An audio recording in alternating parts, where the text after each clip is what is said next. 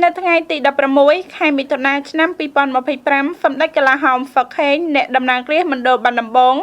និងក្រុមអ្នកតំណាងរាស្ត្រមណ្ឌលបាត់ដំបងព្រមទាំងថ្នាក់ដឹកនាំខេត្តបាត់ដំបងជាច្រើនរូបបានអញ្ជើញចុះធ្វើហ្វឹកតុកអង្គភាពកងកម្លាំងគ្រប់ប្រភេទដែលកំពុងឈរជើងការពារនៅតាមបន្ទាត់ព្រំដែនក្នុងភូមិសាស្ត្រខេត្តបាត់ដំបងសម្ដេចកលាហោមនិងគណៈប្រតិភូបានអញ្ជើញចុះធ្វើហ្វឹកតុកនៅតាមអង្គភាពកងកម្លាំងកំពុងឈរជើងនៅតាមបន្ទាត់ព្រំដែន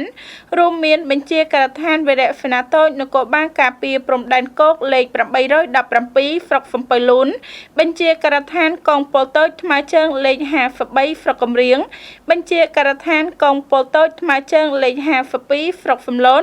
និងបញ្ជាការដ្ឋានវីរៈសេនាតូចនគរបាលការពារព្រំដែនគោកលេខ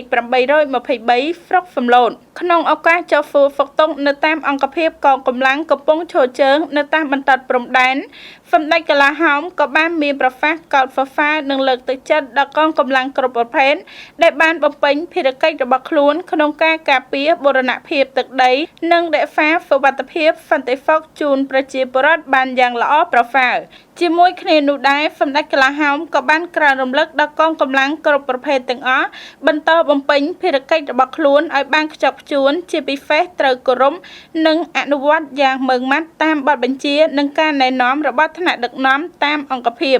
សម្ដេចបានបញ្ជាក់ថាដោយស្ថិតក្នុងស្ថានភាពដែលប្រទេសជាតិកំពុងមានបញ្ហាព្រំដែនជាមួយប្រទេសជិតខាងសូមឲ្យមេបញ្ជាការក៏ដូចជាកងកម្លាំងថ្នាក់ក្រោមគ្រប់ប្រភេទទាំងអស់ត្រូវតែគោរពយ៉ាងម៉ឺងម៉ាត់តាមបទបញ្ជា